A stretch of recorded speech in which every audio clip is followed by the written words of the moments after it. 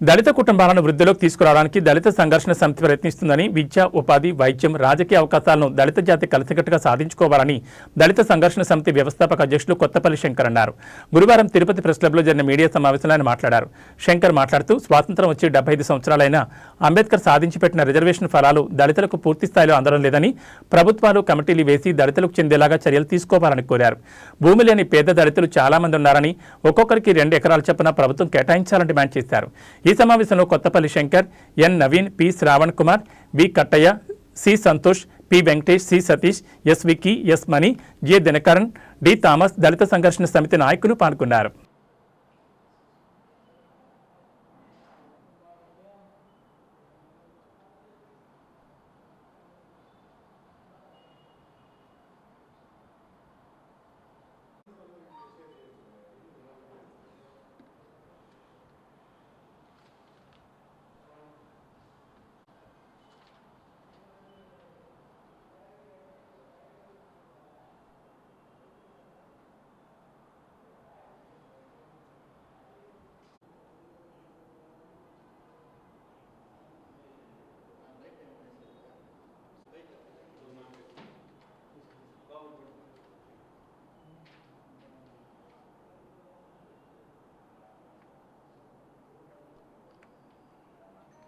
సమితి యొక్క ఆలోచన విధానాన్ని సమాజంలోకి తీసుకొని పోవాలనే ఉద్దేశంతో సంఘాన్ని ఏర్పాటు చేయడం జరిగింది.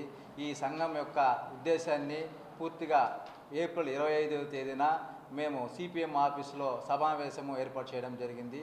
ఈ సమావేశం యొక్క ముఖ్య ఉద్దేశము ఈ రాష్ట్రంలో, ఈ దేశంలో దళితులపైన జరుగుతున్న దాడులు, దళితుల యొక్క అభివృద్ధి ఏ విధంగా చేస్తున్నటువంటి విషయం పైన మేము చాలా తీవ్రంగా బాధపడుతూ, మాకు ఎన్ని స్వతంత్రం వచ్చి 75 సంవత్సరాలు అవుతున్నా ఇంతవరకు దళితులకు పూర్తిగా అభివృద్ధికి, ఆర్థికంగా, రాజకీయంగా అన్ని వెనుకబడుతున్నామే కానీ మాకు ఎటువంటి కార్యక్రమాలు న్యాయం జరగని ఉద్దేశంతోనే మేము ఈరోజు సంఘాన్ని తీసుకుని సమాజంలోకి పోతున్నాం. ఈరోజు రాష్ట్రంలో ఎక్కువగా దళితులందరూ కూడా గ్రామీణ ప్రాంతంలోనే నివసిస్తున్నారు. కానీ మాకు ఎక్కువగా సింహభాగము మాకు భూమి లేకపోవడం వల్ల ఈరోజు రైతు కూలీలుగానే మేము బాధపడుతున్నాం. అందువలన రాష్ట్రంలో ఉన్నటువంటి దళిత జనాభాకు అందరికీ కూడా మాకు భూమి కావాలన్నటువంటి ఉద్దేశంతోనే ముఖ్యంగా దళిత సంఘర్షణ సమితిని మేము ఏర్పాటు చేయడం జరిగింది. ఎందుకంటే గ్రామంలో 80%, 90% ఉన్న దళితులు రైతు కూలీలుగానే ఉన్నారు. కానీ ఈరోజు భూమి లేదు, 1 సెంటు భూమి లేదు మాకు. అదేవిధంగా గ్రామాల్లో కూడా మంచి మాకు భూమితో పాటు ఇల్లు స్థలాలు కూడా మాకు సక్రమంగా లేదు. ఈరోజు మాకు ప్రభుత్వాలు ఏం చెప్తున్నాయంటే SC/ST సబ్ ప్లాన్ నిధుల ద్వారా మీకు వచ్చి రోడ్లు కానీ డ్రైనేజీలు కానీ ఏర్పాటు చేస్తామని చెప్పి వాళ్ళ SC/ST సబ్ ప్లాన్ నిధులను ఖర్చు చేస్తున్నారు తప్ప సరైనటువంటి మాకు ఇల్లులు లేకపోవడం వల్ల మాకు ఈ డబ్బు అంతా వృధా అవుతుంది. మాకు కావాల్సింది ప్రభుత్వం ద్వారా మంచి విశాలమైనటువంటి భవనాలలాగా మేము కట్టుకుంటేనే మా పిల్లలకి, మా గ్రామాల్లో ఉన్నటువంటి వాళ్ళందరికీ కూడా మంచి అభివృద్ధి చెందేటువంటి అవకాశం ఉంటుంది. కానీ ఈరోజు ఈ ప్రభుత్వాలు SC/ST సబ్ ప్లాన్ నిధులను పూర్తిగా దుర్వినియోగం చేస్తున్నాయే తప్ప మాకు ఎటువంటి న్యాయం జరగడం లేదు. అదేవిధంగా ఈరోజు మేము 2019, 24 మధ్యలో వైఎస్ఆర్ కాంగ్రెస్ పార్టీలో మేమందరూ కూడా పనిచేశాం. ఆ రోజు మాకు అవమానం జరిగింది.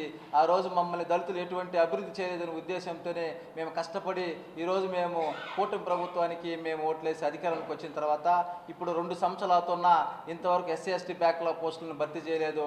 అదేవిధంగా SC కార్పొరేషన్ సంబంధించినటువంటి నిధులు కూడా ఇంతవరకు 2 సంవత్సరాలైనా ఇంతవరకు మాకు SC కార్పొరేషన్ ద్వారా నిధులు ఇవ్వడం లేదు.